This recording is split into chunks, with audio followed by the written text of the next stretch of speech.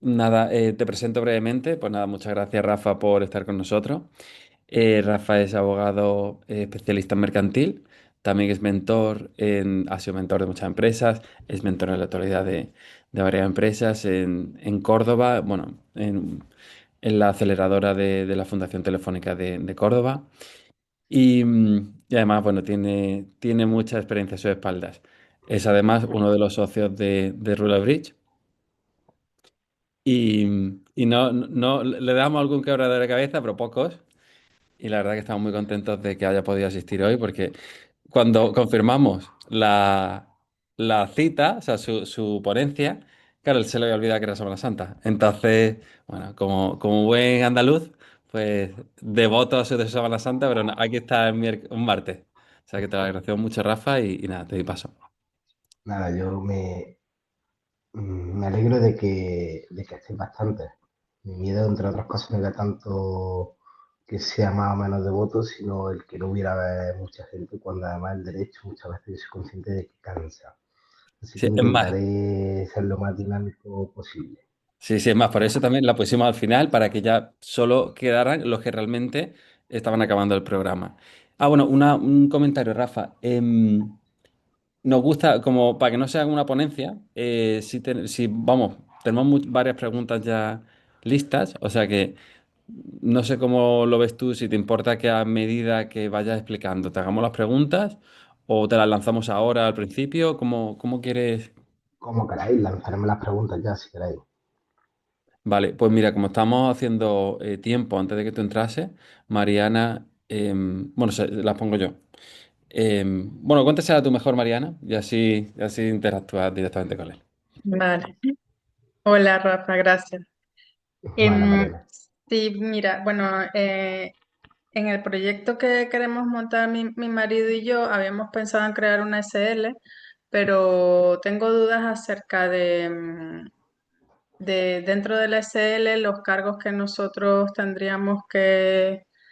Porque, perdón, él trabaja por cuenta ajena también, entonces él se podría Ujú. dedicar menos tiempo a la empresa, ¿no? Al negocio.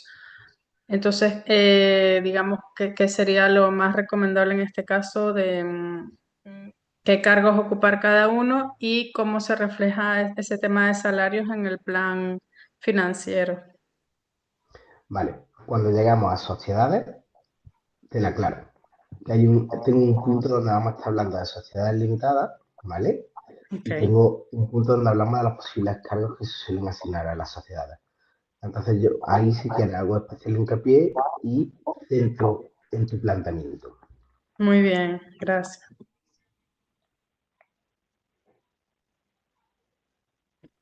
Pues Más ya está. preguntas.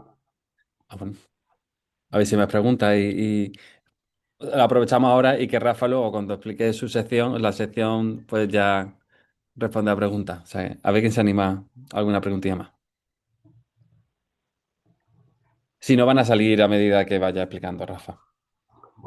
Vamos a poner la presentación.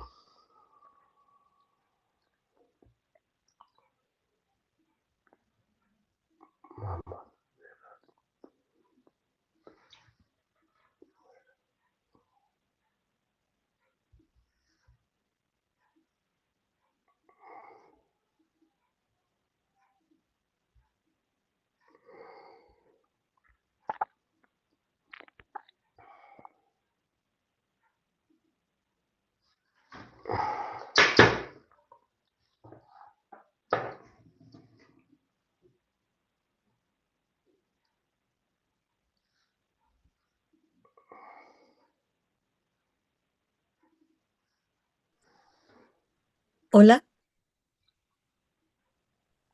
Hola, buenas.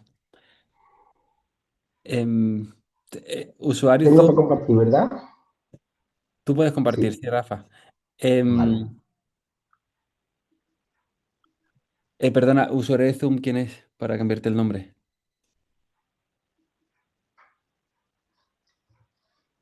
Acaba de entrar hace poco.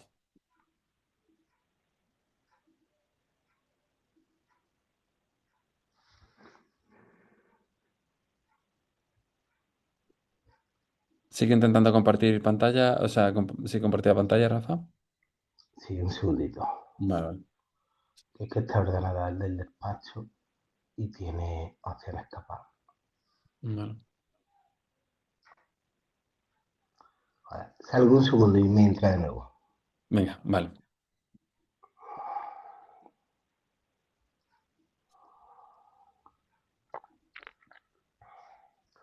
Si no, Rafa, también te lo podemos compartir nosotros, ¿eh? No, que tengo para que me vaya a mi gusto. Espérate, Vale. si ya estoy aquí otra vez.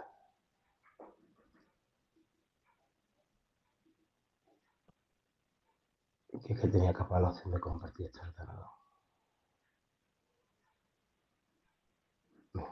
Ya estoy entrando.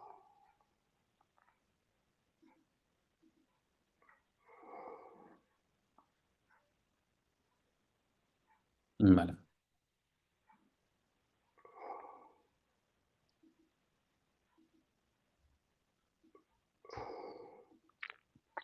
Pues la verdad que nos esperábamos menos gente en la sesión de hoy, o sea que estamos muy contentos de que haya tanta gente. Pues vamos al lío. Venga,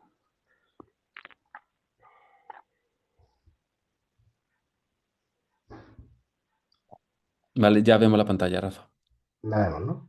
Sí. Bueno, muy buenas a todos. Como decía antes Miguel, cualquier dudilla, cualquier cosa, me vais parando y la vamos viendo. Eso, aquí saltar a la palestra cuando tenga la pregunta. Mirad, he dividido esta sesión, ¿vale? En tres apartados. Un primer apartado que lo voy a denominar emprender de forma segura. Un segundo apartado donde vamos a hablar de las obligaciones fiscales que podemos ir adquiriendo, sobre todo dependiendo del diferente tipo de modelo económico que vayamos a seguir.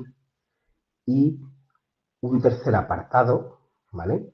Que lo vamos a ver en lo que se denomina o denominaríamos la constitución de la empresa, ¿vale? El proceso para llegar a constituir nuestro negocio.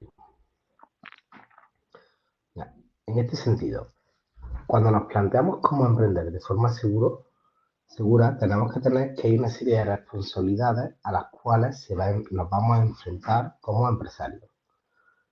Y aquí os pregunto, yo soy mucho de preguntar, ¿nuestra responsabilidad qué va a ser? ¿Ilimitada o va a ser limitada?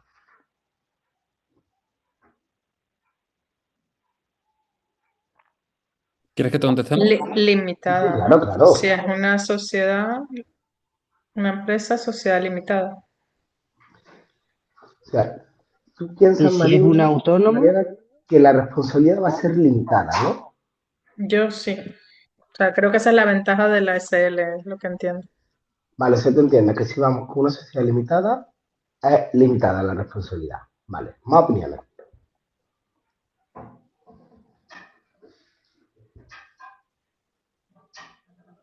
En cambio, si eres autónomo, ahí tienes que, o sea, tu patrimonio, pueden ir contra tu patrimonio, ¿no? O sea, ahí sería ilimitada. Venga, correcto, nuestra responsabilidad, dependiendo de la figura jurídica que adoptemos, podrá ser ilimitada o podrá estar limitada. ¿Vale? Como bien decía Mariana, cuando estamos hablando de personas autónomas, ya veremos que hay luego otro tipo de sociedades cuya responsabilidad es ilimitada parcialmente, ¿vale? Cuando vamos como autónomos, por regla general, vamos a responder con todos nuestros bienes presentes y futuros de los riesgos que asumamos a nivel empresarial, de todo tipo de riesgos, ya sea un préstamo financiero, ya sea que nos pongan una reclamación, que nos condenen por nuestra actividad, etcétera.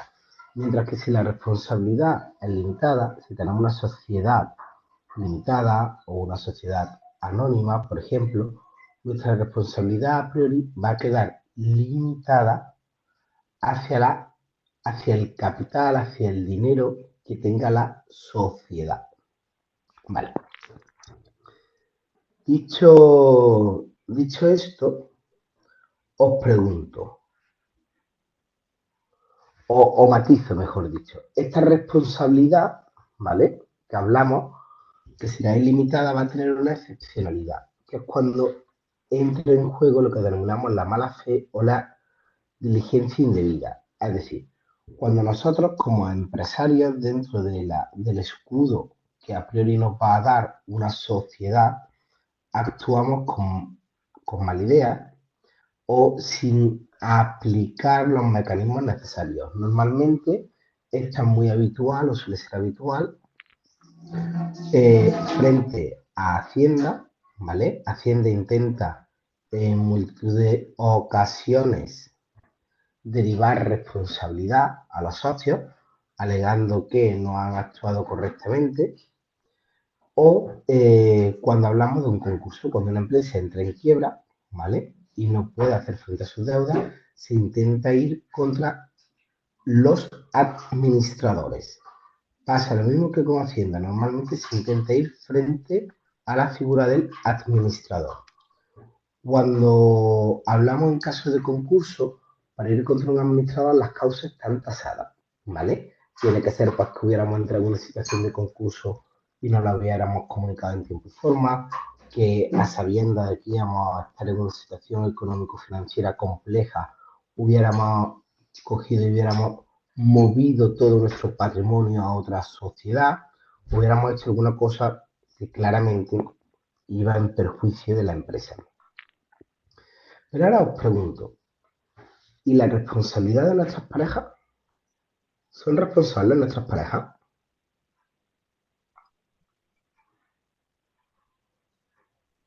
Depende ¿De qué depende?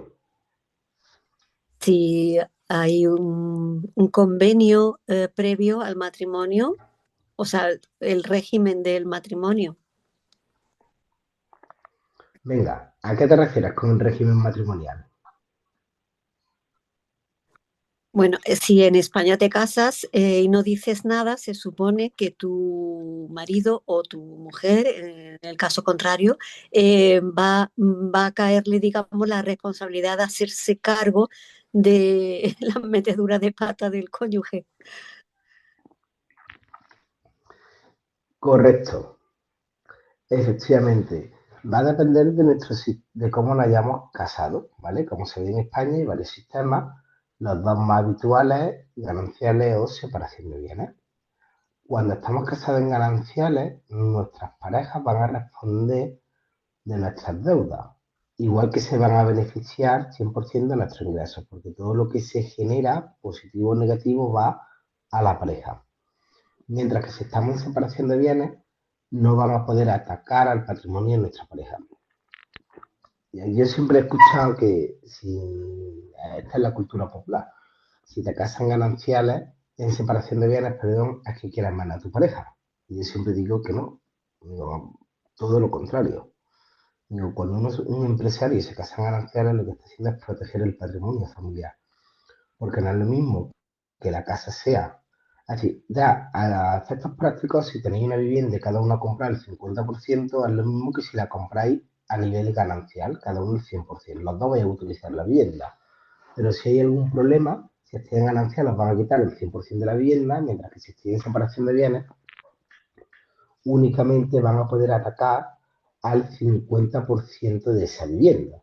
Consecuentemente, ¿quién va a entrar a vivir o quién va a querer comprar una casa donde lleve una familia viviendo? Por ejemplo.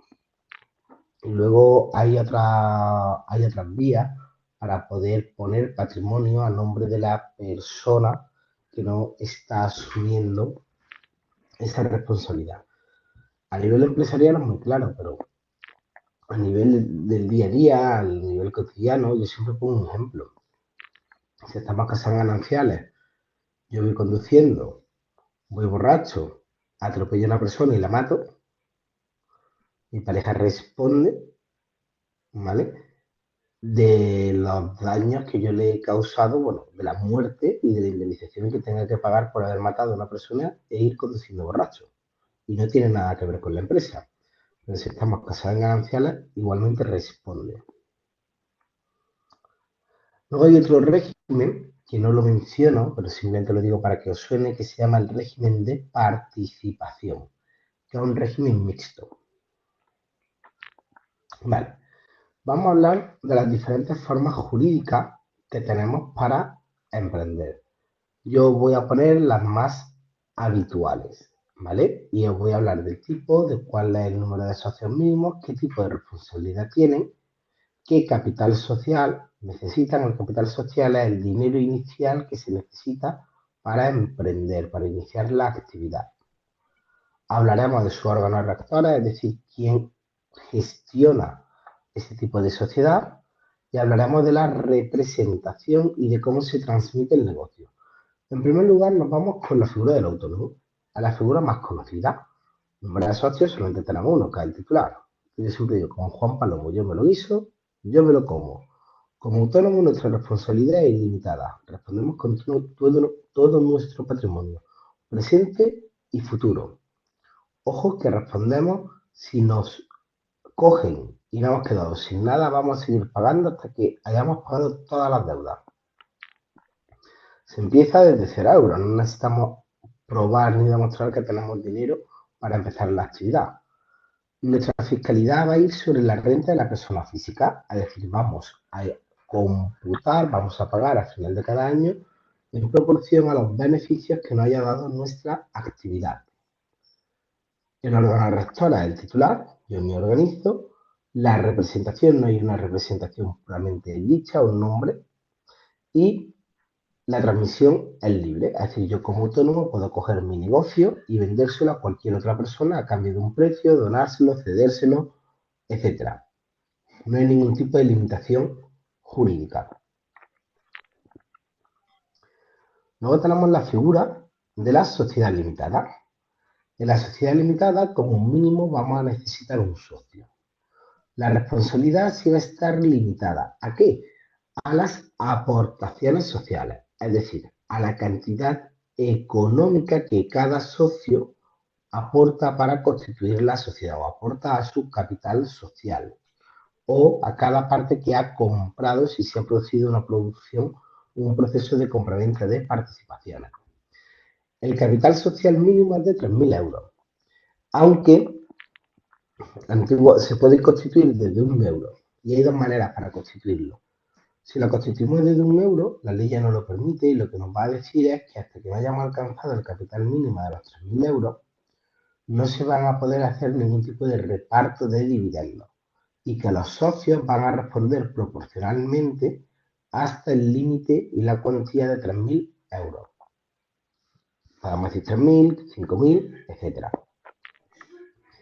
Hay otra vía que es coger, llegar a la notaría y decir que los 3.000 euros los tenemos ya depositados, pero no en el banco, sino que los tenemos depositados en metálico. Y esa otra vía de empezar. Y lo que vamos a hacer los socios es responder por esos 3.000 euros. Esto da una relativa ventaja, ¿vale? Y es que te permite jugar un poco con esos 3.000 euros que tienes en efectivo metálico.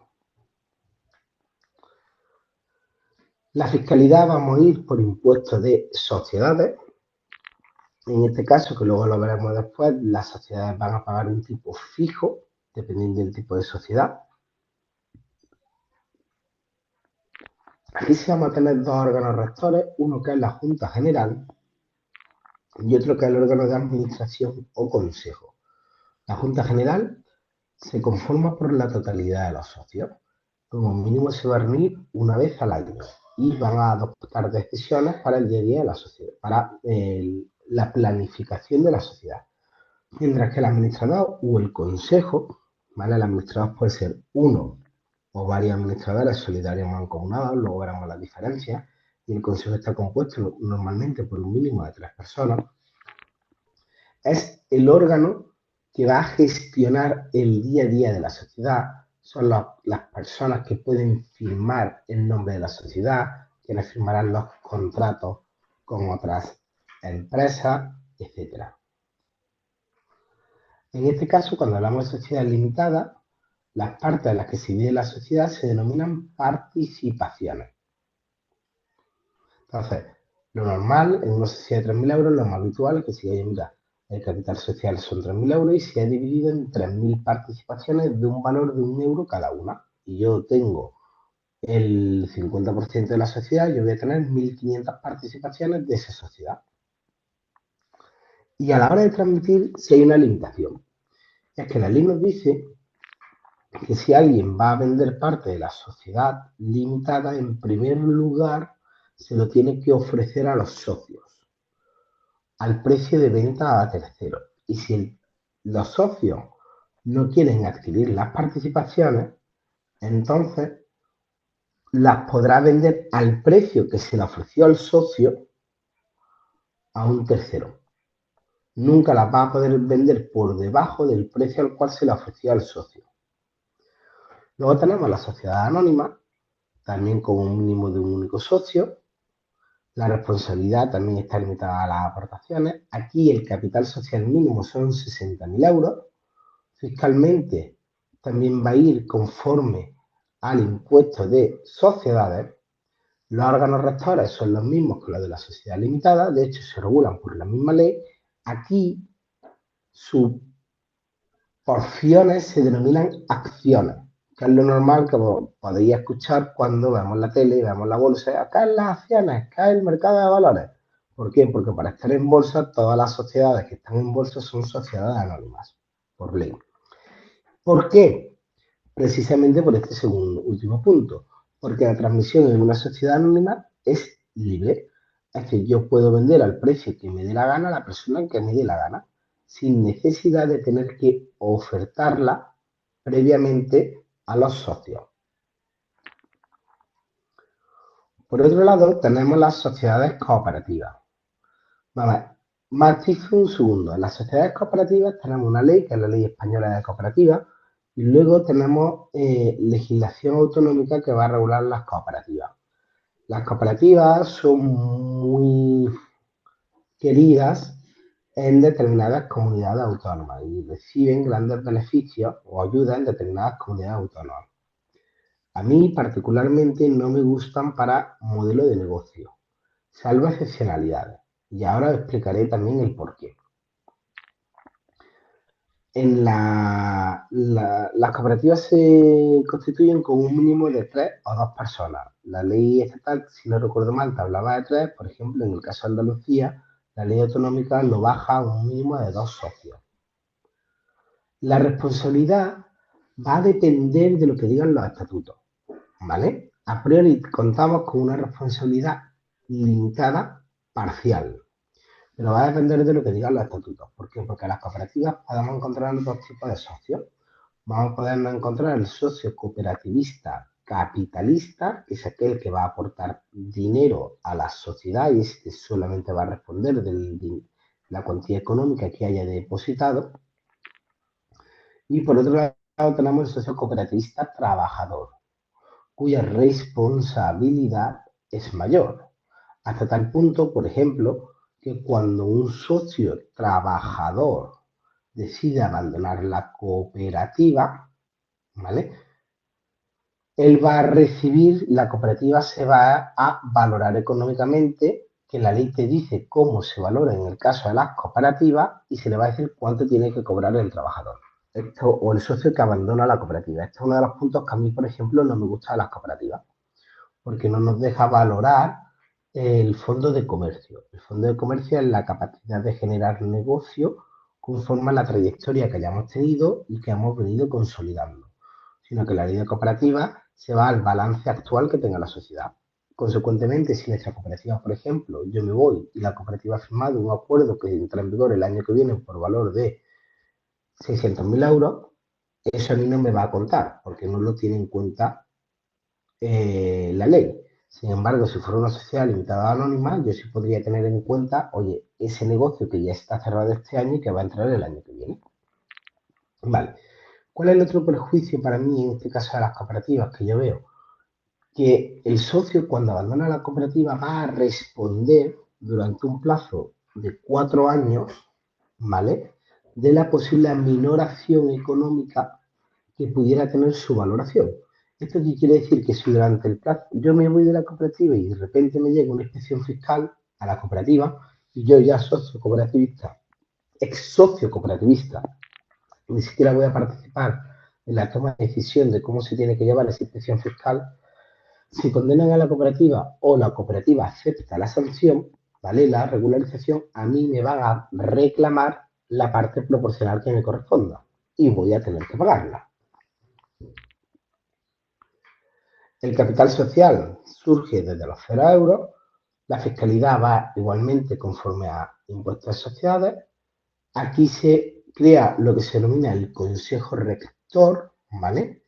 Tenemos la Asamblea de Socios Cooperativistas por un lado y luego el Consejo Rector, que está formado por unos cuantos cooperativistas que harían las funciones de un consejo de dirección, ¿vale? Y aquí la transmisión de las participaciones va a conformar los estatutos. Es importante destacar que por regla general en las cooperativas se suele establecer, y la ley creo, si no recuerdo mal, además era imperativo legal, por lo menos una parte de las acciones o de las participaciones en la cooperativa, que cuando sale un socio cooperativista, primero tienen derecho a los socios cooperativistas y segundo, antes de que entre un nuevo socio, tienen derecho a ser socios y a poder optar a ser socios los trabajadores de la cooperativa.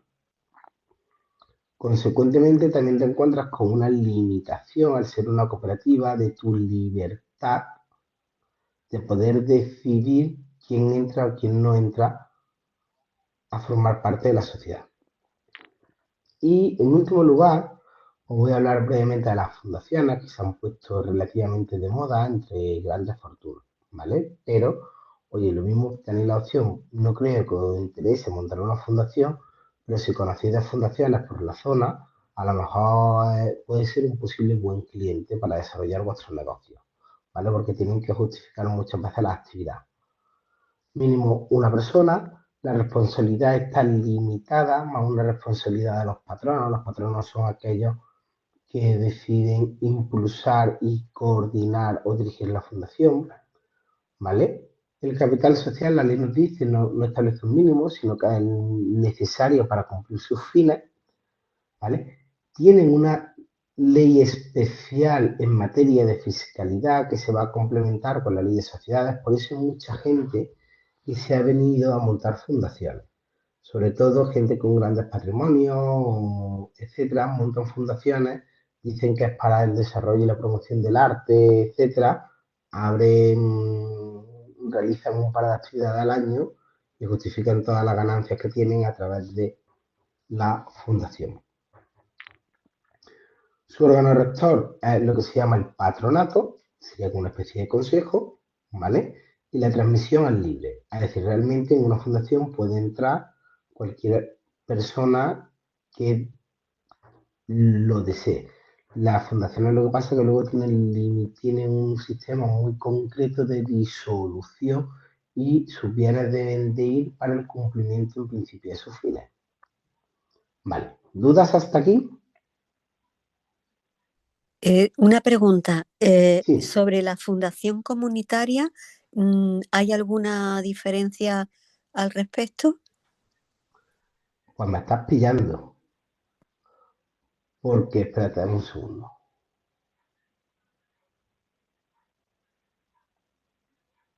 Vamos, si es una fundación, va a ir conforme a la ley de fundaciones. Lo que me mata de tu pregunta es la comunitaria. Espérate.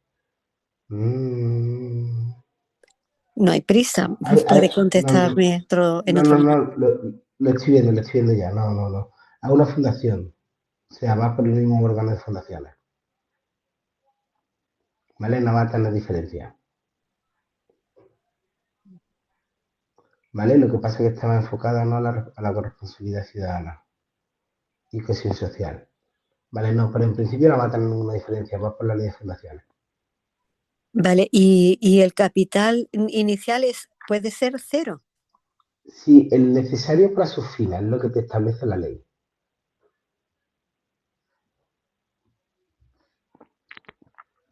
No te dice que sea cero o no. ¿Qué capital necesitas para conseguir los fines?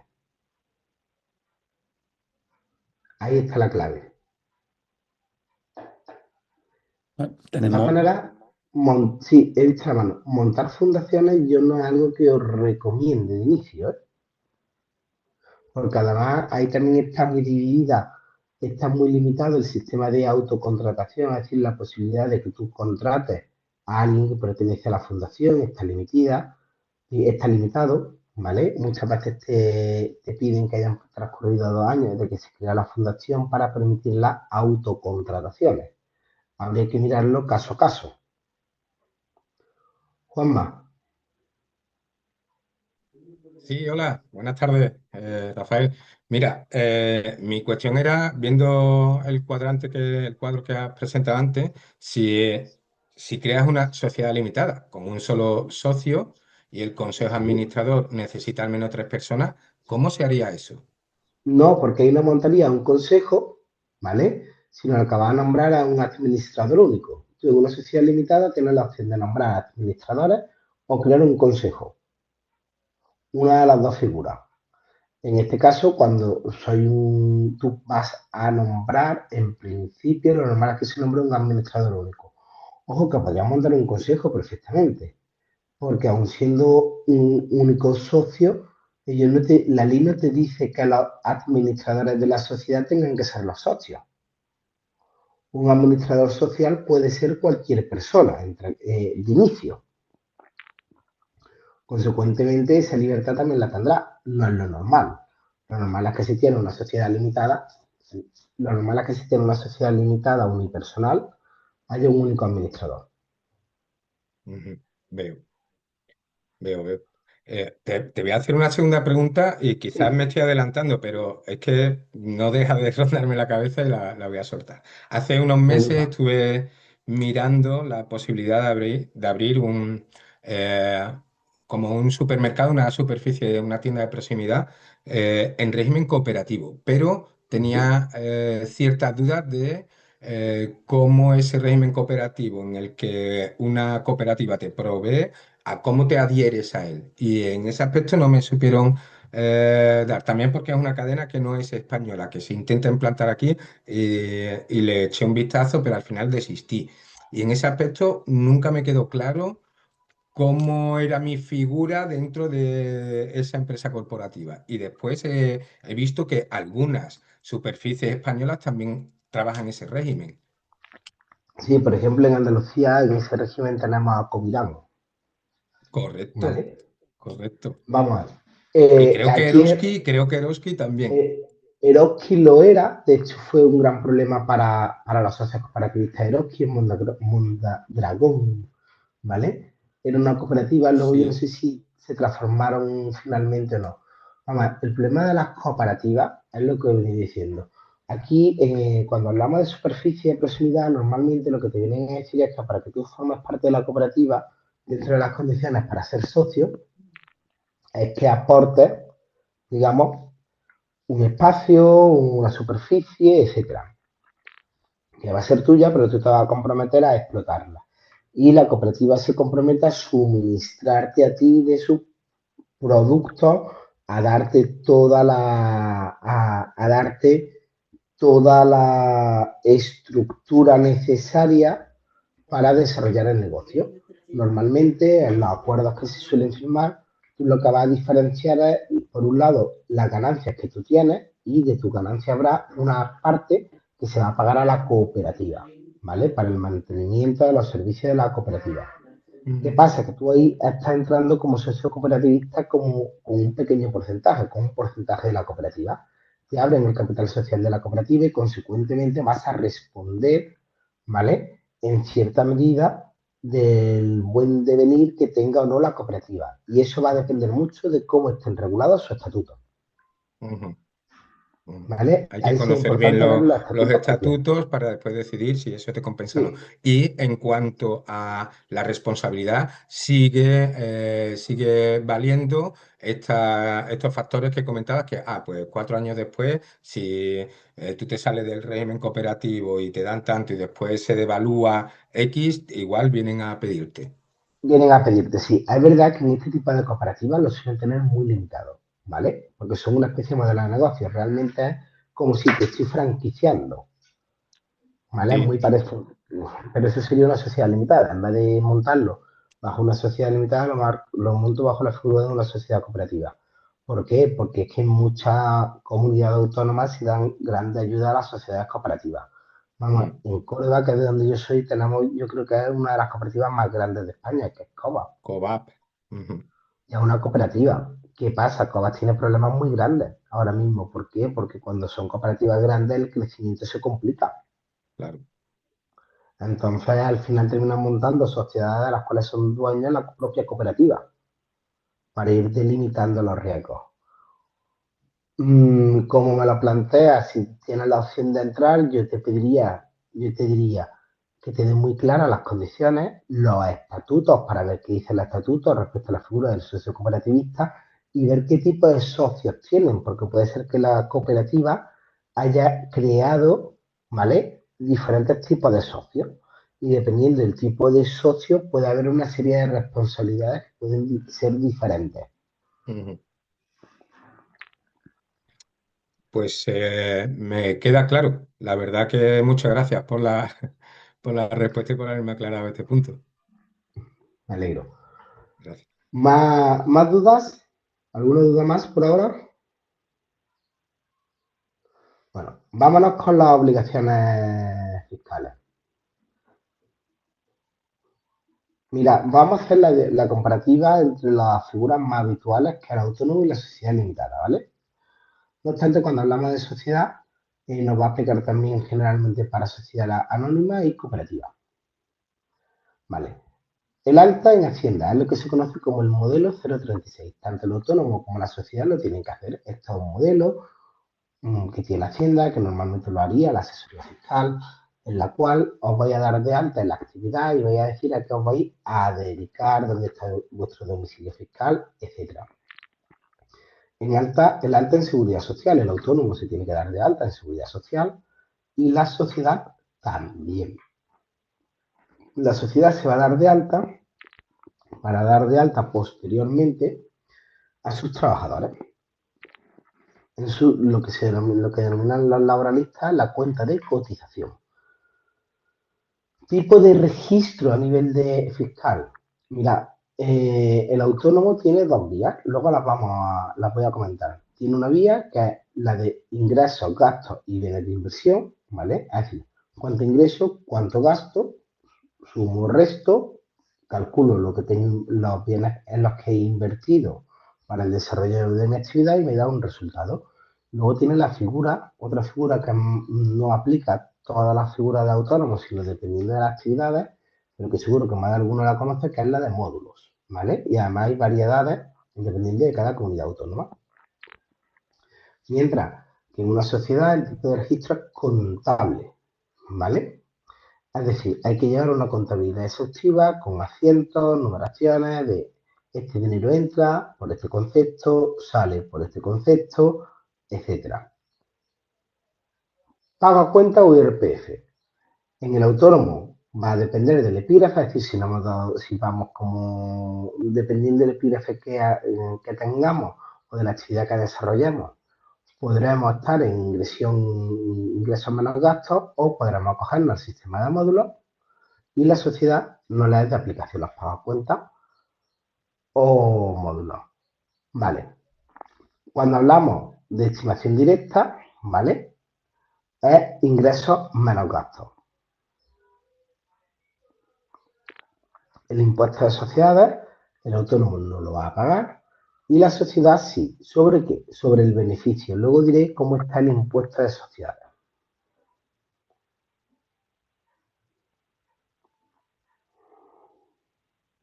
Vale. El modelo 111, que es el modelo de retención, es decir, cuando nosotros realizamos pagos hay que retener dinero.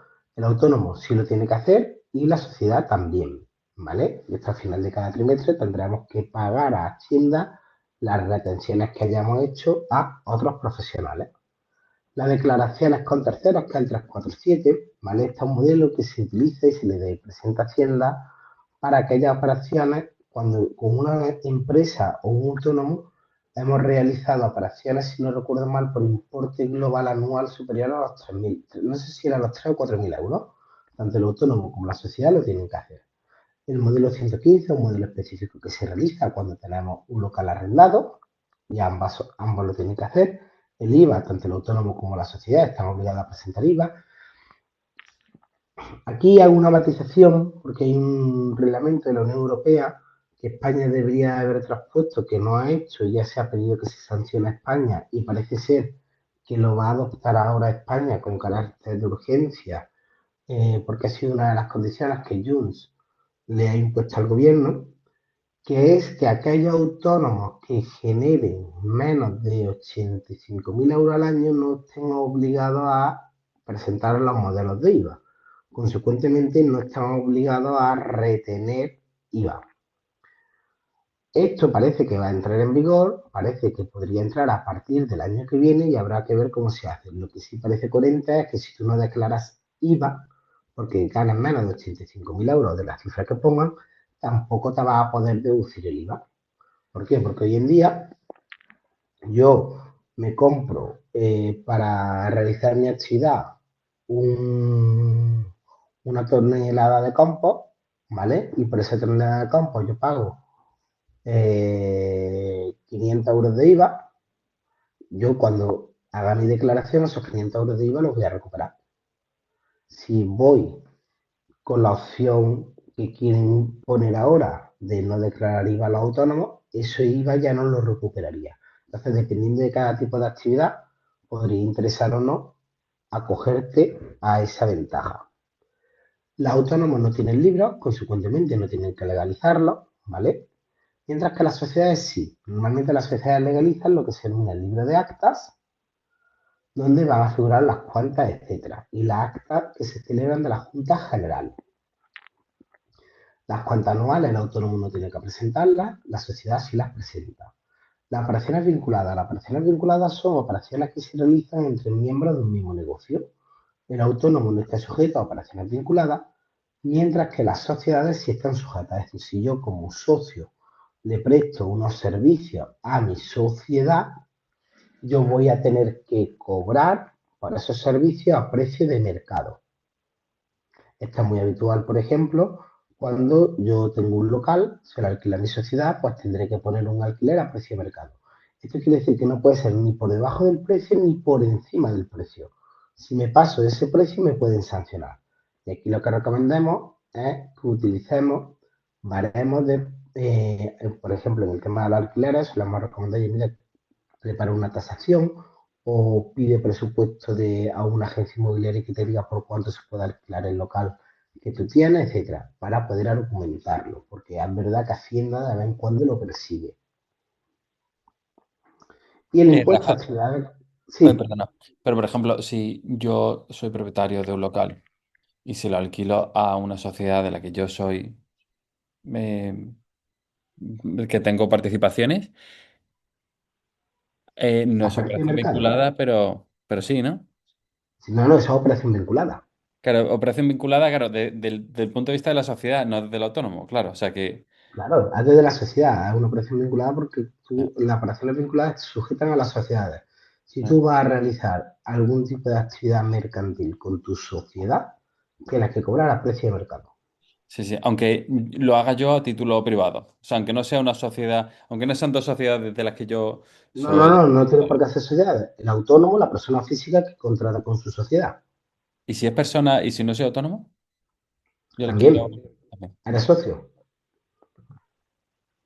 Vale, vale, gracias. El impuesto a actividades económicas, los autónomos no lo pagan, las sociedades sí. ¿Qué pasa? Que normalmente hay una excepción fiscal que te dice que solamente se van a pagar los impuestos a actividades económicas cuando el volumen de facturación de la empresa sea superior al 1.000.000 de euros. Consecuentemente, hay muchas empresas que no pagan este impuesto. Están exentas del pago. ¿Dudas por ahora? Vale, sí. Mirad, aquí, claro, yo puse Andalucía y yo creo que aquí no ha sido Andalucía la mayoría. Pero bueno, los tramos son relativamente parecidos. Os voy a hablar ahora mismo del IRPF, ¿vale? Cuando hablamos del IRPF debemos tener claro que hay dos tramos. Uno que se denomina autonómico y otro estatal. El estatal lo marca el Estado, el autonómico lo marca la comunidad autónoma en la cual estamos. Los autonómicos son muy parecidos entre comunidades autónomas. Normalmente Madrid ha venido siendo más ventajoso. De unos años atrás se ha ido equiparando los modelos a Madrid, sobre todo en aquellas comunidades en las que ha estado gobernando el Partido Popular, ha intentado homogeneizar la fiscalidad a lo bajo en el tramo autonómico del IRPF para atraer recursos económicos financieros y evitar que la gente dijera que vivía en Madrid cuando de verdad vivía en Andalucía, por ejemplo. Eso nos pasó a los andaluces con la duquesa de Alba, que vivía aquí, pero dijo que vivía en Madrid. Cuando se murió, toda su tributación de impuestos de patrimonio, etcétera, se la llevó la comunidad madrileña. De hecho, si no recuerdo mal, se inició un pleito entre Andalucía y la comunidad de Madrid. Vale. El IRPF es un impuesto a cascada, es decir, vamos a pagar por tramos. Lo que pasa es que ya veremos, o como sabéis, hay unas primeras partes donde la ley te dice que no estamos obligados a presentar impuestos. Es decir, si no facturamos más de X, no estamos obligados a presentar la declaración de la renta. Por eso mucha gente no la presenta. Vale. Cuando entre los 12.000, entre los 0 y los 12.450 euros de beneficios anuales, en el tramo estatal se pagaría el 9,5 y en Andalucía, ¿vale? Se paga el 9,5. El total es que de ahí pagaríamos un 19% a Hacienda. Entre los 12.450 y los 13.000, ¿vale? El estatal es del 12%, en Andalucía es del 12,5 y se pagaría un 21,5. De los 13.000 a los 20.200, estatal 12, Andalucía 12 y se paga el 24. Aquí os hago una matización, ¿vale? Estamos hablando de tramos. Esto quiere decir que los 12.450 euros primeros van al 19%. En el caso de Andalucía, entre los 13.000 y los 220.000 euros van al 24% y se van sumando, ¿vale? A un impuesto que se denomina en cascada. Entre los 20.200 a 21.000, 15% estatal, sigue manteniendo Andalucía aquí el tramo del 12%, total 27%. Entre los 21.000 a 35.200, estatal 15%, Andalucía 15%, nos vamos al 30%. Cuando ganamos más de 30, a partir de los 35.200, ¿vale? Hasta 50.000, estatal 18, Andalucía 18,5 también, total 37%. Es a partir de aquí, ¿vale? Cuando mucha gente dice, ¿cuándo me interesa darme de alta como sociedad y no como autónomo? Por regla general se dice, oye, cuando tus beneficios están entre los 35 y 40.000 euros, te interesa pasarte ya a autónomo. Perdón, te interesa pasarte ya a sociedad limitada. Porque las sociedades limitadas, como veremos luego, pagan una base fija de impuestos y es más controlable. A partir de 50.000 euros, entre 50 y 60.000 euros, la mitad de tu sueldo prácticamente se lo lleva el Estado, ¿vale? Se llevarían aquí el 41%, y entre los que ganan 600 a 300.000 euros, estamos hablando de beneficios, ¿vale? De rendimiento. Estaríamos ya en el 45% y de 300.000 euros en adelante, prácticamente la mitad de lo que ganamos se lo lleva el Estado.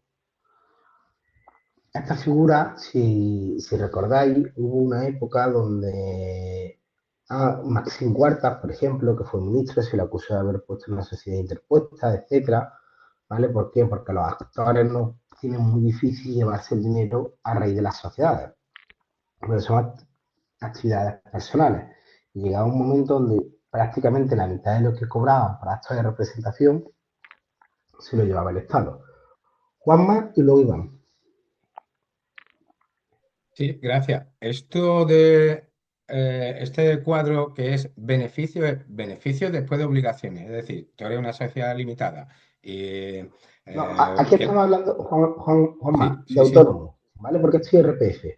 Este cuadro es sobre tu rendimiento del trabajo. Es decir, al final, ¿qué beneficio has obtenido tú con tu actividad? Si Vale. obtienes 35.000 euros de beneficio, ¿vale? Se te van aplicando los tramos. Vale, vale. Como en algún momento estaba mezclando la parte de beneficio y no, este es tu sueldo, en realidad estaba pensando en sociedad limitada, pero esto rige solo para el autónomo. Esto es solo para autónomos. Esta es la Vale, escala de autónomo. Esta es sobre el vale, vale. IRPF, impuesto de la renta sobre las personas físicas. ¿vale? Ok. Ojo que cuando somos autónomos, nuestro sueldo es beneficio, Ujú, ujú. Ese era ¿vale? el Porque punto, que no había... no, Eso era. no tenemos un sueldo como tal, Vale. ¿vale? Ok, gracias. Iván, nada, toma. Hola, una pregunta. ¿Esto es por mes o año?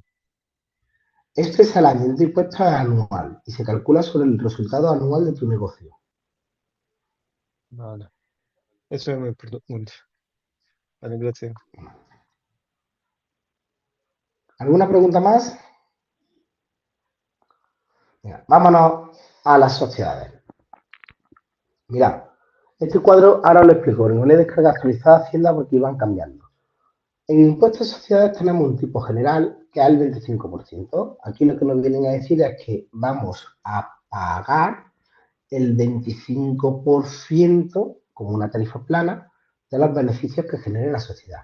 ¿Qué es lo que pasa? Que a España se le criticó mucho porque decían que tenemos un impuesto societario muy elevado. Entonces el gobierno aplicó unas modificaciones y ha ido reduciendo el impuesto hasta el 20% para aquellas empresas de reducida dimensión, ¿vale? Es decir, aquellas que facturan menos de 1 millón de euros. Y hoy en día, que no me sale, no lo he puesto. Bueno, hoy en día está en torno al 24, al 21%, ¿vale? Hasta los primeros 50.000 euros tributan al 19% y posteriormente, ¿vale? Tributarían al 21%. Si no recuerdo mal, el objetivo es que se quede en el 20%. En el cómputo global nos vamos, bueno, dependiendo de, porque aquí nos va diferenciando diferentes tipos de sociedades de reducida dimensión, ¿vale? Nos podemos ir también a un 23% y luego aquellas entidades de nueva creación, ¿vale? O a empresas emergentes. Las empresas emergentes son las que se sujetan a una ley que es la ley la que se conoce popularmente como la ley Startup, van a tributar al 15%, ojo, durante los primeros 2 años que generen beneficio, ¿vale? Bueno, esa es la empresa de nueva creación. Las emergentes lo van a tener durante 5 o 7 años, las que se acogen a la ley de fomento del ecosistema emprendedor. Pero para acogerte a la ley de fomento del ecosistema emprendedor, tiene que ser una empresa de ámbito tecnológico que tenga un alto riesgo de fracaso y que lleve una actividad inventiva al mercado. Luego vamos a tener también sociedades de ámbito patrimonial que van a tributar al 25%. Y luego, que no las tengo aquí puestas, tenemos, tenemos también otras sociedades que son, por ejemplo, los fondos de inversión. Los fondos de inversión tributan muy poco, tributan al 1%. ¿Qué es lo que le pasa a un fondo de inversión? Y esto lo podéis ver, que los fondos de inversión están obligados a reinvertir la mayor parte de sus beneficios. Si no reinvierten un X% de beneficios, salen y empiezan a pagar el 25%. Por eso es muy habitual que a final de año se incrementen considerablemente las compraventas o las inversiones realizadas por fondos de inversión, porque necesitan quemar el dinero para no pagar impuestos. ¿Dudas?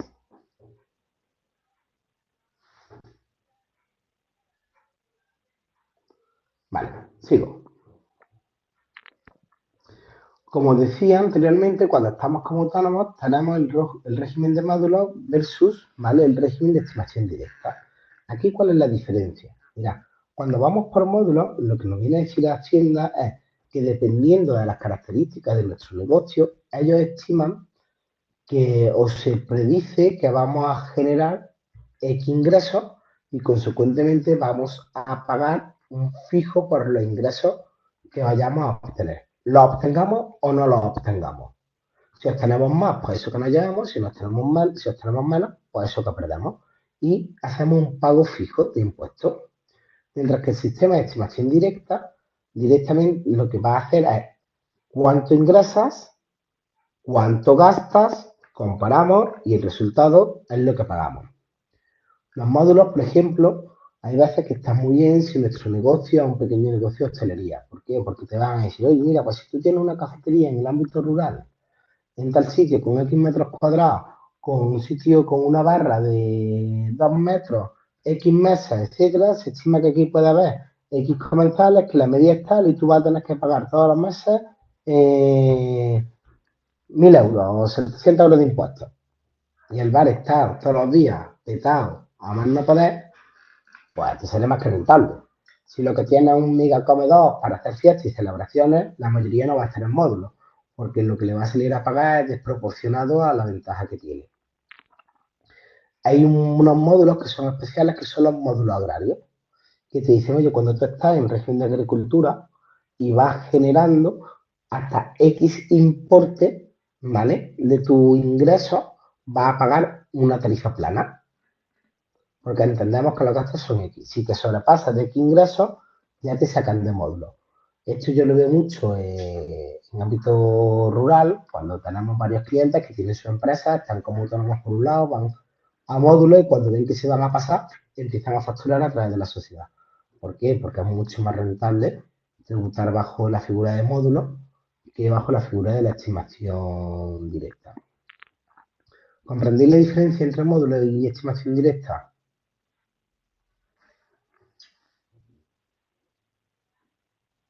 Entiendo que sí. Sí, sí. ¿Alguna duda hasta aquí?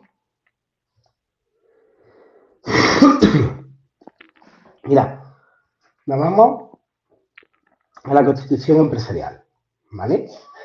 ¿Qué es lo que vamos a necesitar para constituir un negocio? Y volvemos a diferenciar entre autónomo y sociedad. En ambos casos vamos a tener la firma digital. Entiendo que todos vais a tener esta firma digital. Si no la tenéis alguien, sacarla. Porque la firma digital os da pie a poder hacer cualquier tipo de trámite. Tanto a nivel fiscal como a nivel de firma documental, etc. Luego,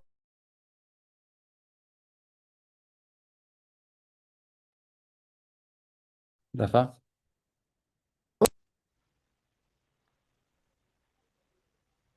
¿es mi internet o es su internet? Ha caído, yo creo. Sí. Sí. no, ¿me escucháis? No, sí. Ahora sí, sí. sí. No, perdona, es que me había entrado me está entrando una llamada. Vale, sí. Le he cortado, por eso ha sido. Luego tenemos la reserva de la denominación social, ¿vale? El autónomo no tiene que pedirla, mientras que la sociedad sí tiene que pedirla. Ahora os voy a explicar cómo se pide.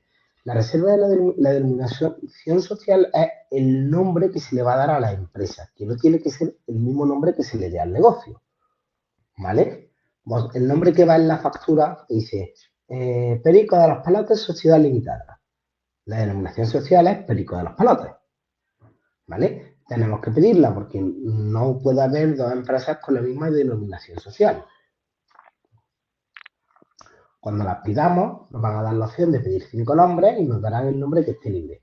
Alguna vez tendremos la mala suerte de que ninguno de los nombres que queramos esté libre. Poco habitual, pero posible. No hay que depositar capital social como autónomo. La sociedad sí, ya os he dicho que la limitada son 3.000 euros, la sociedad anónima son 60.000 euros, con las opciones que tenemos de decir que ya lo tenemos en efectivo metálico depositado. El autónomo no va a tener estatutos, mientras que en una sociedad sí que vamos a crear unos estatutos. Luego entraré en profundidad, si nos da en la medida que nos dé tiempo, a hablar sobre los estatutos. En ambas circunstancias nos vamos a tener que dar en alta en Hacienda, como mencionamos anteriormente. El autónomo no tiene que pasar por notaría ni tiene que pagar gastos de notaría. La sociedad sí paga gastos de notaría y tiene que registrarse. El autónomo no tiene CIF provisional, la sociedad sí. Ojo, el autónomo no tiene CIF provisional porque su número de identificación fiscal es su DNI, que es el NIF. Si somos autónomos, nuestro CIF, ¿vale? Es nuestro DNI y se denomina NIF, ¿vale? CIF significa Código de Identificación Fiscal, que lo tienen las sociedades. Los autónomos no nos registramos en el registro mercantil, las sociedades sí, ¿vale? Se registra la sociedad en el registro. Y el registro de marcas no es obligatorio, pero sí altamente recomendable. La diferencia entre la denominación social y la marca es que la marca va a proteger el servicio o el producto que vamos a ir desarrollando. Nosotros podemos llamarnos Aceite Río Nuevo, ¿vale? Y la marca sea Río Nuevo y la denominación social Aceite Río Nuevo y Hermanos Tal, Sociedad Limitada.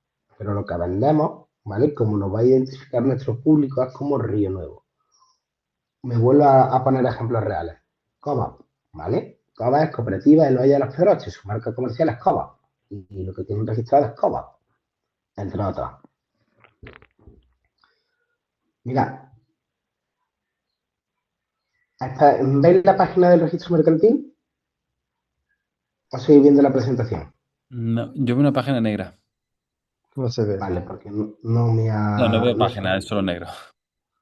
Vale, bueno, pues voy a volver a la presentación entonces y ahora cuando terminemos la reunión, cuando estemos acabando, si nos da tiempo, volvemos a... O intento presentar esto. Mira, como yo tengo la presentación, puedo compartir yo el link también.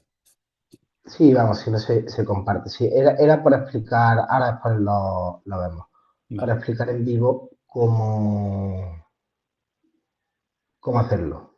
Vale.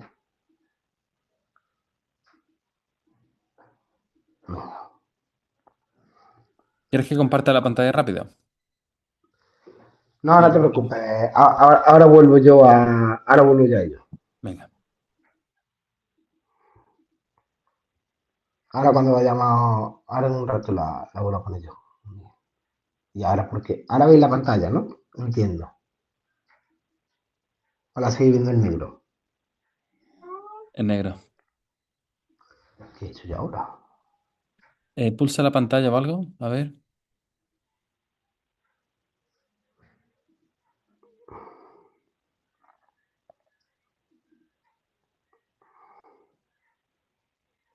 Espérate.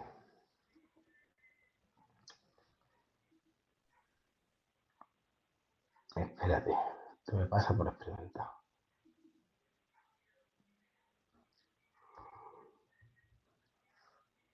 Un segundo.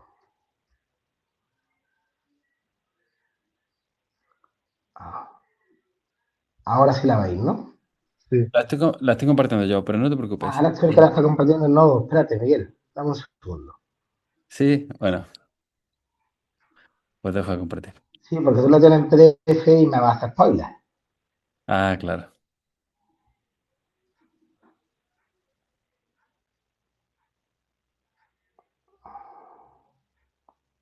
Vale, creo que ya lo he solucionado. Vamos a ver. Ya está, ya la tenéis de nuevo, ¿verdad? Sí, se ve.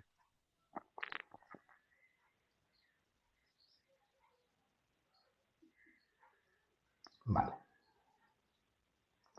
Espérate. De aquí hemos dicho que no tenemos ninguna duda, ¿verdad? Luego voy y os explico cómo hacer la reserva de denominación social y hablo un poquito de las marcas, si nos da tiempo.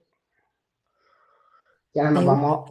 Una pregunta, Rafael. Ya Sí, sé que te has centrado en autónomo y sociedad, pero ¿esto también rige para fundaciones? O sea, ¿hay que también hacer una reserva de denominación social, etcétera?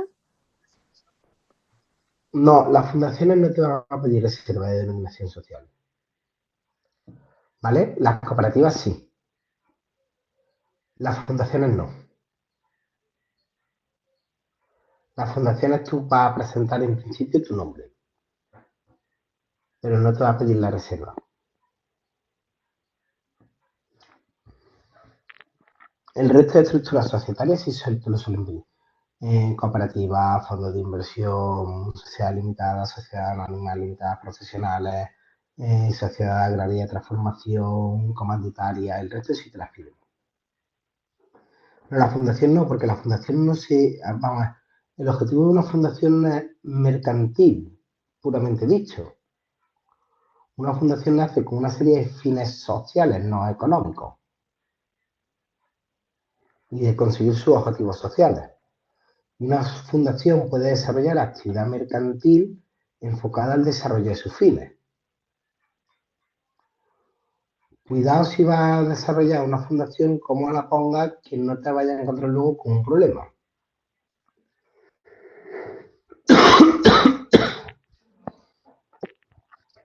Nos centramos y os voy a explicar un poco sobre los administradores. ¿Vale? Mira, como decía, vamos a tener diferentes tipos de administradores. Vamos a tener la figura del administrador único, vamos a tener los administradores solidarios, cuando son más de un administrador.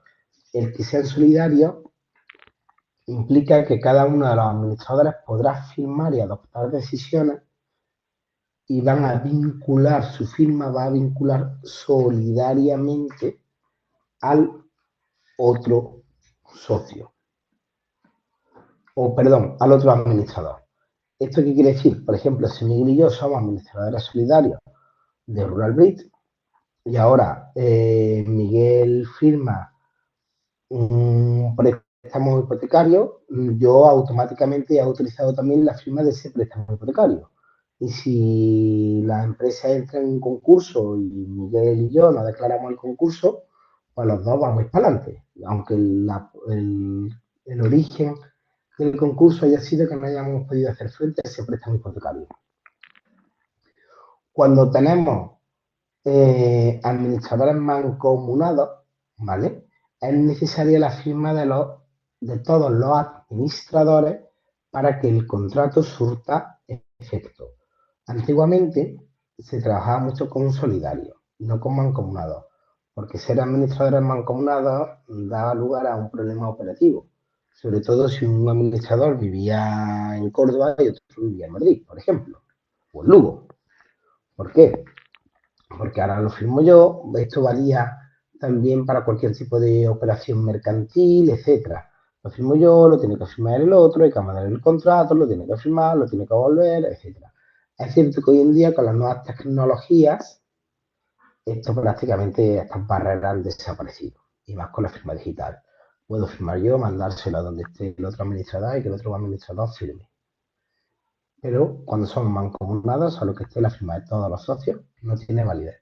Hay veces que son 3 socios mancomunados y lo que se dice es que para que tenga validez se necesita como mínimo la firma de 2 de los socios. Es otra alternativa. Luego tenemos el consejo de administración, que como he dicho se conforma por más de 3 personas. Cuando tenemos un consejo de administración vamos a tener normalmente la figura de un presidente, la figura del vicepresidente y la figura del tesorero secretario. A la pregunta de ¿somos varios socios? Mira, el que seáis varios socios no implica que todos los socios tengáis que trabajar. Se puede dar el caso de que seamos 5 socios y solamente trabaja un socio. Y luego, a final de año, el beneficio se va a repartir entre los socios.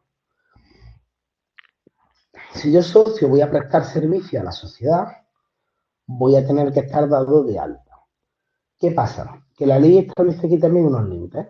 Si yo tengo menos, o hablo de memoria ahora mismo, si no recuerdo mal, si tengo menos del 25% de la empresa, la sociedad me va a poder hacer a mí un contrato laboral para que yo preste servicio. Y yo voy a tributar en el régimen general. Si tengo más del 25% de la empresa, voy a tener que darme obligatoriamente de alta como autónomo para poder prestar mi servicio a la empresa y tendré que emitirle factura a la empresa por los servicios que lleve a cabo. Todo administrador tiene que ser autónomo. Eso sí es un requisito laboral, ¿vale? O sea, no puede haber 2 administradores y que uno sea autónomo y el otro no sea autónomo. Si vamos a ser los 2 administradores, los 2 tenemos que ser autónomos, pagar nuestras cuotas de autónomos, etc. Entonces, hay veces que me interesa, porque las cuotas autónomos cuestan, los autónomos tienen que presentar su impuesto y declaración individualizada, tienen que presentar su IVA, etc. ¿Qué ventaja tiene muchas veces el que seamos autónomos y tengamos las sociedades? Que nos va a permitir que nosotros le cobremos a la sociedad en la medida que nos interese para tributar posteriormente a final de año. Y vamos a poder decidir, oye, mira, pues yo no necesito más de X dinero, vamos a repartirnos tanto dinero y el resto de dinero, en vez de pagarlo como autónomo y no a pagar un diferencial de un 35%, lo dejamos en la sociedad como beneficio de la sociedad y pagamos el 25%. Y ya pagaremos cuando nos queramos repartir el dinero. Mariana, medianamente aclarado. Sí, un poco, sí, gracias. ¿Sigues teniendo dudas o no? Bueno, en mi caso entiendo que, o sea, has dicho que si tenemos como mínimo el 50%, tenemos que ser autónomos los dos. Si vais a trabajar los dos y vais a cobrar de la sociedad, ¿vale? Se puede dar el caso de que decidáis, tu marido decida trabajar o tu pareja decida trabajar, ¿vale? Y no cobrar de la sociedad, ¿vale? Y solamente ir a beneficio, ¿vale? ¿Qué pasa? Que hay que tener cuidado ahí de que nos pueda abrir o no una inspección laboral, ¿vale? Yo lo he hecho muchas veces. O sea, hay muchas veces que hay socios que van y si viene alguien y dice, oye, no, mira, que soy socio, estoy echando una mano puntual por esto. Y hay una vía de escape. La Mm, cosa es que si él está contratado por otra empresa y se da de alta como autónomo, ya sí que va a venir, por ejemplo, obligado a presentar declaración de la renta, porque se va a considerar que tiene dos pagadores, la empresa y lo que le pague la sociedad. ujú, claro, ¿Vale? ok. Iván, Mi pregunta es, ¿puedo contratar un administrador que yo no hago una sociedad limitada? sí, tú puedes contratar un administrador. El administrador no tiene por qué ser parte de la empresa, ¿vale? No tiene por qué ser socio. El administrador puede ser una tercera persona, pero tienes que encontrar a alguien que quiera ser administrador y te va a cobrar caro. ¿Por qué? Ok, Claro, porque el administrador es el responsable último si se deriva la responsabilidad por una mala acción, quien paga el administrador, no pagan los socios. Entonces el ok. administrador está asumiendo un riesgo importante por ser administrador de la empresa. Ya yo hay algunas veces en determinadas empresas donde yo soy administrador y son a lo mejor clientes. Yo, para que se dé ese caso, le impongo una serie de condiciones. Yo controlo qué asesoría fiscal va a llevarle, no se puede hacer nada, evidentemente, que yo no haya aprobado, porque el responsable final soy yo, ¿vale? Y esa responsabilidad luego la tienen que pagar. El Entonces, problema, sí puede, pero no es habitual, Iván. el problema es cuando necesita aprender a abrir una empresa aquí en España. Soy extranjero. Ah, esto un poco necesita Mira, saber todas las leyes para... claro, pero es lo que os decía antes, para abrir una empresa en España, a priori una sociedad limitada, desde 0 € la puedes abrir, ¿vale? Pero tú te vas a dar de alta como autónomo para ser administrador y dependiendo de la comunidad autónoma, las cuotas iniciales están reducidas cuando te das de alta como primera vez como autónomo. La cuota normal, bueno, ahora ha variado porque han cambiado el sistema dependiendo de los ingresos, ¿vale? Pero la cuota normal venía siendo en torno a unos 200, 240 euros, si no recuerdo mal, ¿vale? Lo que pasa es que había cuotas reducidas que iban desde los 60 o 70 euros dependiendo de la comunidad autónoma y a medida que iban pasando los años se te iba incrementando la cuota hasta que te equiparara a la cuota mínima. Ahora es verdad que las cuotas se tienen en consideración en función de los ingresos globales que tienes y cada año te van a ajustar la cuota en función de los beneficios que has dado como autónomo y pagarás más o pagarás menos. Pero tiene un coste. El montar una sociedad y no ser autónomo tiene ese coste. Vale, ok, gracias. Nada, ¿alguna duda más? Sí, por el chat de Cristiana Romero pregunta que si un administrador puede ser el gestor típico o no tiene nada que ver. No es lo normal. Tú, cuando hablas del gestor típico, entiendo que se refiere a la gestoría, a quien te va a presentar la documentación fiscal, los impuestos, etcétera. ¿Vale? Ojo que aquí tenéis dos opciones. Aquí podéis tener presenta papeles, que de los papeles, presenta los papeles conforme lo que hay, o un asesor fiscal que os informe de verdad de los pros y los contras de lo que estoy haciendo y oriente sobre cómo hacer la sociedad. Pero normalmente estos gestores no son los administradores, ni van a serlo ni se van a poner como administradores, porque no van a asumir esa responsabilidad. Vale. Y así, recomendación básica de tipo de administrador, o sea, ¿qué es casi lo más Lo más sencillo habitual es que haya un administrador único, ¿vale? en O las... administradores solidarios. Cuando estamos hablando de una sociedad donde hay muchos socios, se suele crear un consejo de administración. Pero lo más habitual es un administrador único o dos administradores solidarios. A mí, cuando son varios socios, no descarto nunca que haya administradores solidarios o mancomunados. Yo prefiero solidarios por agilidad, porque siempre va a tener a alguien que va a poder suplir al otro administrador si pasa algo. Pues lo va a poder suplir en la firma de documentos, de contratos. Si uno de los administradores está de vacaciones, pues hay alguien que lo puede firmar, que teóricamente solamente sea el administrador quien podría firmar, salvo que se haya generado un poder específico a otra persona. A la hora de convocar las juntas generales, por ejemplo, que decía anteriormente, las tiene que convocar los administradores.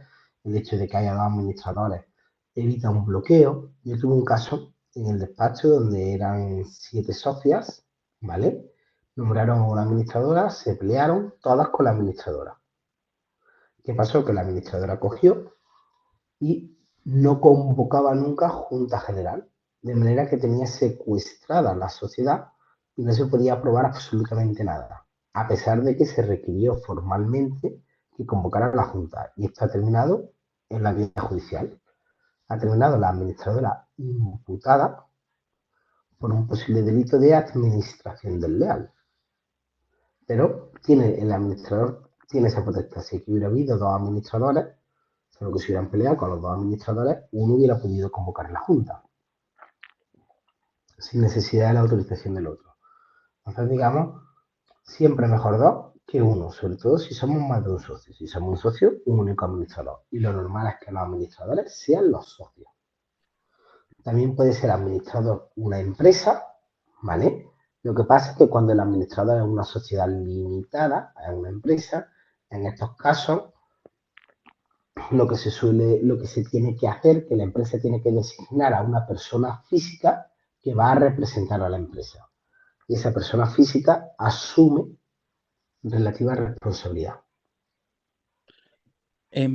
Hay otro caso aquí entre los grupos que o sea, son unas colaboradoras, por ejemplo, un centro de estética, ¿no? Entonces hay Uh una -huh. que es peluquera, otra esteticien, otra eliminación de vello. O sea, que son como 4 profesionales. Em, ¿Qué estructura jurídica recomendarías? Vamos, Eso. hay diferentes alternativas y depende también de su modelo de negocio. Esa estructura es carne de cañón para una cooperativa, por ejemplo, ¿vale? Pero si queremos evitar la cooperativa, luego se puede, y lo que quieren es compartir gastos y trabajar bajo una misma marca comercial, se puede crear lo que se denomina una comunidad de gastos, ya que entre todas vamos a hacer frente a una serie de gastos comunes y cada una o cada uno del grupo va a hacer frente a sus gastos individuales, pero ahí somos autónomos y simplemente tenemos una especie de cuenta donde vamos a pagar los gastos comunes, el alquiler del local, el alquiler, el salario de la administrativa, el pago de las centralitas, etcétera.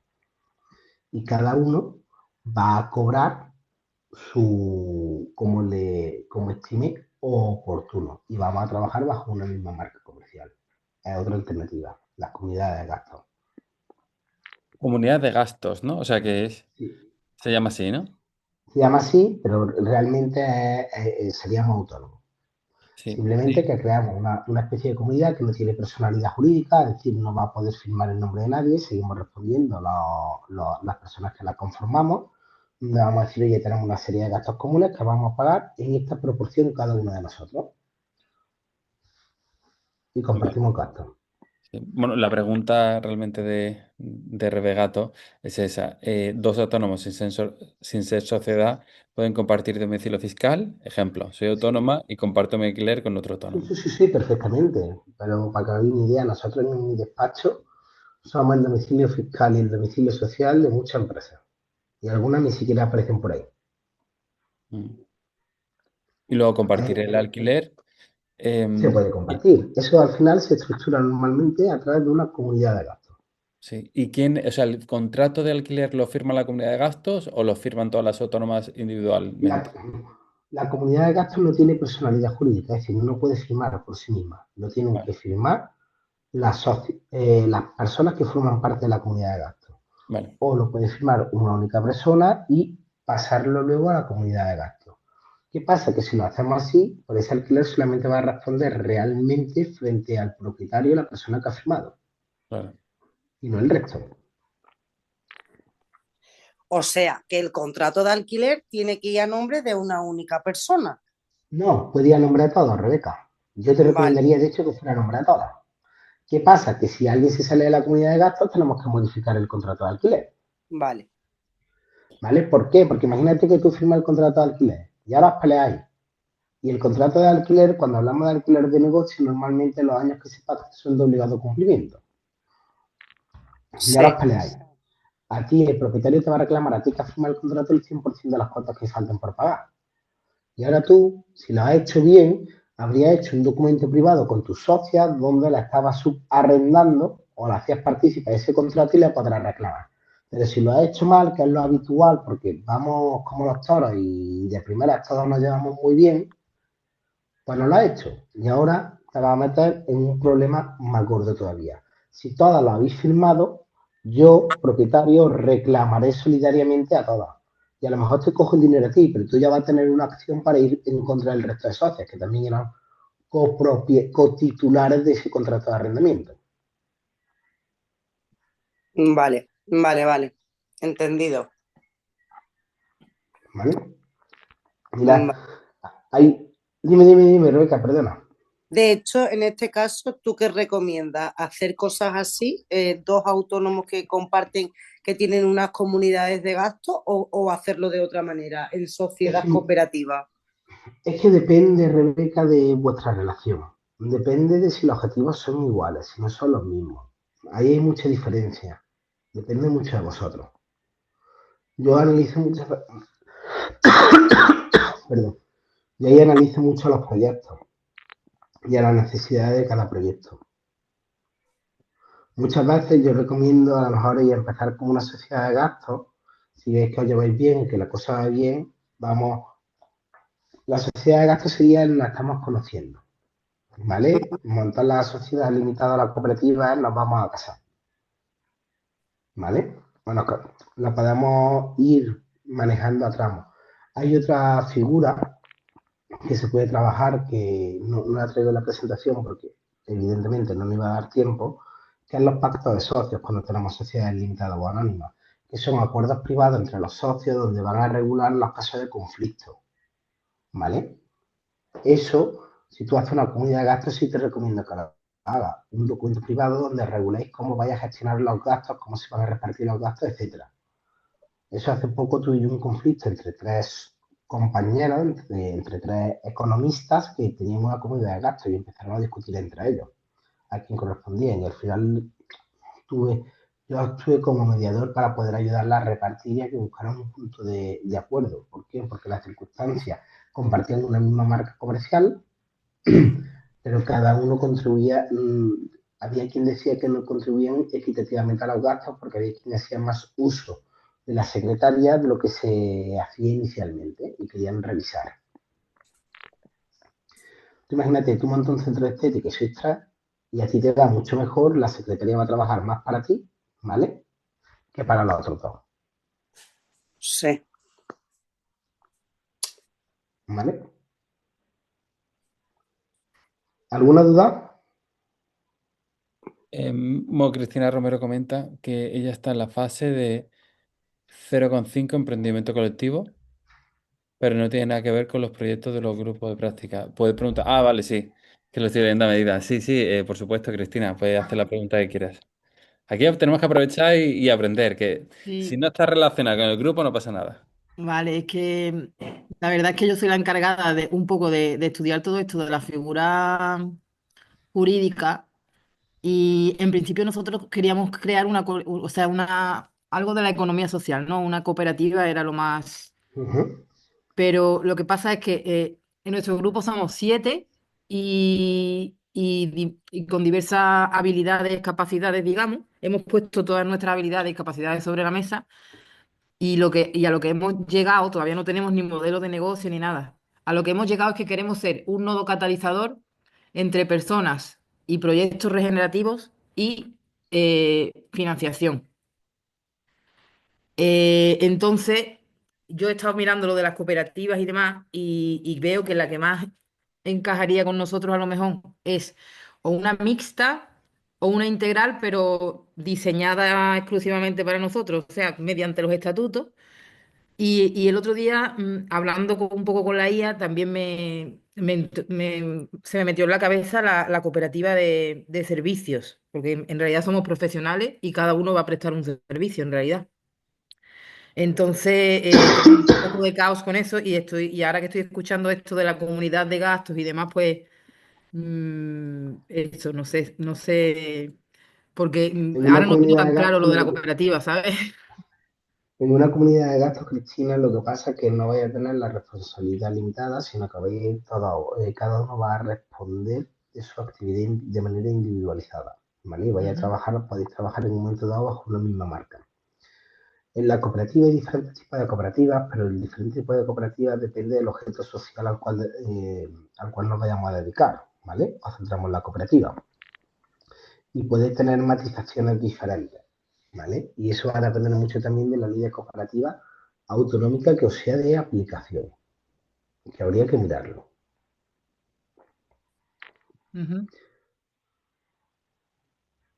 No sé si más o menos está claro o no está claro. No, la verdad que tengo un poco de cacao, pero. Mira, yo te recomiendo lo siguiente. Preparar el producto mínimo viable, ¿vale? Tener claro qué es lo que vais a ofrecer. Y una vez que tenéis claro qué es lo que vais a ofrecer y quién se lo vais a ofrecer, entrar a decidir qué estructura jurídica se ajusta más a lo que vaya a ofertar, ¿vale? Porque es verdad que 7 personas es un número alto para montar una sociedad y si lo montáis a nivel que se puede montar perfectamente, pero yo ahí sí que os recomendaría, por ejemplo, que tuvierais un pacto de socios con 7 socios, ¿vale? Y muy diferenciado y muy claro el pacto de socios.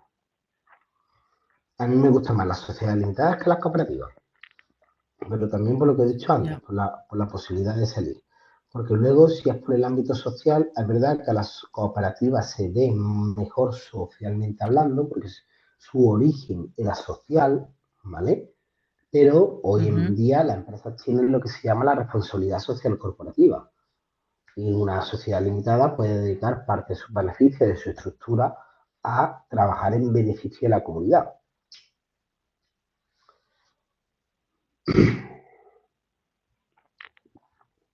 Rafa, la sesión de hoy era hasta las 6:30, me parece. No sé si quieres Sí, resumir un poco os tampoco. voy a explicar. Vale, No pasa nada. Si queréis, os explico rápidamente los puntos básicos de un estatuto de una sociedad, ¿vale? Y terminamos, vale. Y aún así, el pacto de ¿vale? socios, aunque no lo comentemos ahora, pero debería ser obligatorio prácticamente en todas las entidades, ¿no? Incluso. Yo lo recomiendo. Es una estructura jurídica, ¿vale? Muy desconocida, poco aplicada, pero que solucionaría muchísimos problemas si está bien hecho. Se tarda en hacer y además nos va a poner, nos va a retratar en relativa forma y nos va a ayudar a evitar conflictos futuros.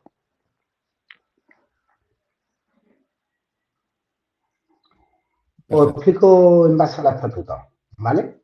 Mira, los estatutos, si me le da aquí, van a recoger el objeto social, es decir, a qué se va a dedicar la empresa, desde cuándo va a iniciar la actividad, lo normal es que se ponga desde el día en el cual se constituye la empresa, la duración, lo normal es que pongamos que será de duración indefinida, dónde vamos a tener nuestro domicilio social, el sistema de administración, aquí se suele meter una cláusula amplia, donde diga que puede ser un administrador único, varias administradoras solidarias mancomunadas, un consejo de dirección. Se dice si el administrador, el cargo de administración va a ser retribuido o no. Yo recomiendo que pongáis que podrá ser retribuido, porque si no lo ponéis fiscalmente podéis encontraros con algunos problemas. La duración puede ser de duración indefinida o podéis acotarlo a X años, que cada X tiempo se tenga que ir renovando. El ejercicio social, normalmente los ejercicios sociales se marcan de enero a diciembre. ¿Qué pasa si vuestra sociedad va a trabajar mucho con mercados anglosajones? Hay quien prefiere poner el ejercicio social de abril a marzo, porque coincide con el ejercicio fiscal anglosajón. Y se podría hacer, aunque es poco habitual. Como he dicho, vamos a tener diferentes tipos de juntas, las generales, ¿vale? Y las universales.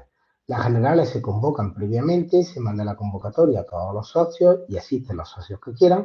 Y cuando una junta universal es que estamos todos los socios reunidos y sin convocatoria previa decidimos constituirnos en una junta universal.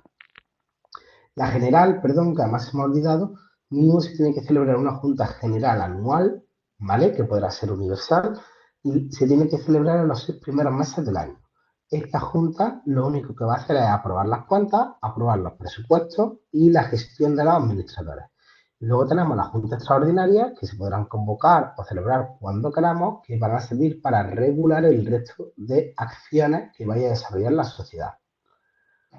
Todas necesitan convocatoria para la Junta Universal y por regla general el sistema de votación va en relación al porcentaje de capital social. A mayor porcentaje de capital social, es decir, a mayor participaciones o acciones que tengamos, mayor peso tiene nuestro voto. En los estatutos podemos recoger si vamos a tener una página web. Esto es importante a la hora de, por ejemplo, poder convocar las juntas generales a través de la web y no tener que notificar individualmente a cada uno de los socios. Valdría como una publicación en la web. Y, por ejemplo, en los estatutos podemos... Se me ha olvidado lo que iba a decir, de esta para atrás.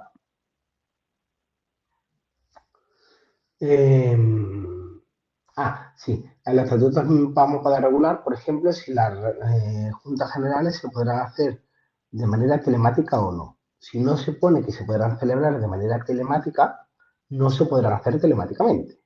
Es obligatorio para hacer juntas generales telemáticas, que hoy en día es muy habitual, que venga recogido en los estatutos. Y ya finalmente os dejo esto para que lo tengáis, ¿vale? Que es la responsabilidad del empresario. La ley de sociedad de capital, que era la que nos limitaba la ley, nos dice que no vamos a tener responsabilidad siempre y cuando, ¿vale? Actuemos con la diligencia debida, ¿vale? Entonces, para que al administrador no se le derive la responsabilidad, va a tener que probar en un momento dado, si intentan derivar esta responsabilidad, que ha actuado con la diligencia debida y que adoptó todas las medidas necesarias para actuar desde la buena fe y el control de la sociedad y evitar tener problemas. Esto lo que quiere decir es, ojo, si soy administradora, dejar todo por escrito y si la sociedad está en una situación económico-financiera mal y la ley marca que hay que hacer una acción, hacerla. Que si no la hacéis, vais a responder vosotros por no haber ejecutado esa acción. O podéis responder. ¿Dudas?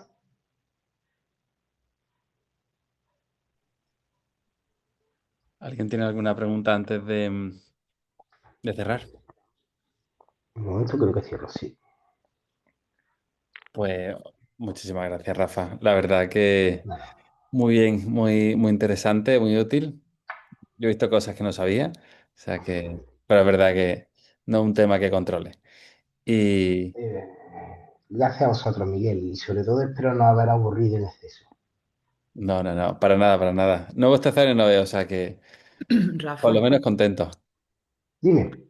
veo que tienes aquí tu contacto. Si cuando tenga la cosa más avanzada te puedo preguntar alguna cosa por email. Sí, sí, puedes. Prometo no liarte mucho. No te preocupes, puedes. Continuar. Gracias. ¿Vale? Venga, nada. ¿Alguna duda? Os lo he dicho Bueno, muchísimo. Sí, sí, dime. bueno, gracias por la presentación, ha sido súper interesante. Y lo mismo quería preguntar, como no se ha visto lo de las fundaciones en detalle, si tengo una pregunta concreta, ¿podría escribir un email también? Sí, escríbeme un email y te digo cómo lo solucionamos, ¿vale? Porque ahí vamos Genial, a tener que entrar a conciencia, a ver el tema de las fundaciones por las particularidades que tienen, genial. ¿vale? Muchísimas gracias, No Rafael. se me dejen. Gracias. Nada. Vale, porque tú eres mentor, Rafa, ¿dónde? O sea, porque ellos no pueden entrar en tus programas de mentoría, ¿no? No, porque yo estaba con Telefónica Open Future, pero son empresas de Córdoba, Mm. y llevo toda la parte de la red de viveros que también hay en Córdoba capital, Vale, vale. ¿vale? Pero vamos, Ah, ya está. bueno, yo voy a hacer una pregunta, por ejemplo, cuando constituís una empresa, o sea, en los estatutos, normalmente, claro, en Andalucía tenemos la figura de los CADE, pero que supongo que en Ujú. otras comunidades habrá figuras Hay figuras muy similares. parecidas, sí. Ellos, o sea, suelen ayudar con toda la tramitación para la creación de esa empresa. O sea, supongo que son estatutos muy básicos, o sea, muy estándar, serán todos Todo iguales. extremadamente básico. Entonces, ¿recomiendas utilizarlos o cómo recomiendas hacerlo? A mí no me gustan porque son excesivamente básicos y hay muchas particularidades que no te dejan introducir. Lo que pasa que es lo que os digo, si lo constituimos por el CADE, en el caso de Andalucía, me parece que constituir una sociedad a través del CADE salen unos 150 euros, notario y todo. Si lo haces por tu cuenta, el gasto se te quintuplica o se triplica perfectamente. Te puede ir en total a unos 700 o 800 euros de gasto. Entonces, si estamos muy tiesos de pasta, hacerlo por el CAD y luego más adelante lo cambiáis. Que cuando hagáis el cambio vais a tener que pagar el dinero, porque el dinero de la diferencia es pagar el notario, pagar el registro, que cambiar la estatuto con la pagar el registro, etcétera. Entonces yo digo, si estamos muy tiesos, al CADE. Si no estamos muy tiesos y queremos hacer las cosas bien cuadradas desde el principio, nos vamos y que nos hagan los estatutos bien hechos. Vale. O sea, un abogado como, normalmente son abogados como tú, ¿no? Sí, normalmente el que te monta, hay quien te lo hace la asesoría fiscal, pero vamos, lo normal es que sea un abogado con la asesoría fiscal. Vale. ¿Vale? Y un abogado mercantilista. O sea que al final la clave aquí es lo mismo. Yo siempre digo lo mismo, zapatero a tus zapatos. ¿De qué sabes? Y dime lo que sabes, ya sobre lo que sepas. Sí. Entonces, ¿cualquier abogado puede hacer un estatuto? Sí.